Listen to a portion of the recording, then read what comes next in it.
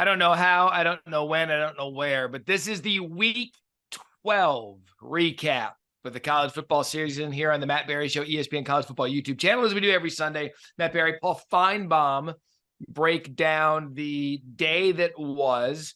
There was already some news on a Sunday morning. We had the big news last week with Jimbo Fisher, not quite in the same stratosphere, but after 8 seasons, Dino Babers let go as Syracuse's head coach by our former boss and Syracuse athletic director, John Wildhack.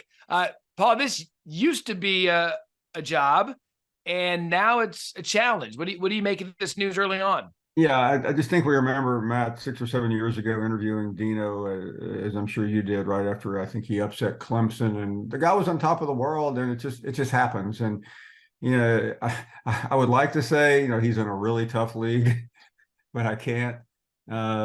He got a lot of time, and it didn't work out. I hate it, but I've seen John Wildhack fire other people, so wasn't that surprising?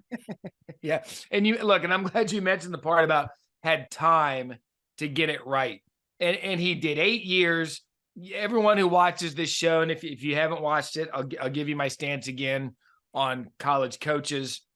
You shouldn't be dismissed before 3 years unless there is scandal, unless there is anything other than on the field production. I think 3 years is the first time you might want to consider getting rid of a guy that's not working. 1 year, you're laying the foundation. 2 years, you want your foundation to take. By year 3, you should have the majority of your players, especially in the transfer portal era. And if it's not headed in that right direction, because I think 4 is the year where you could say, okay, this is going to work or it's not. And so Dino Babers got that.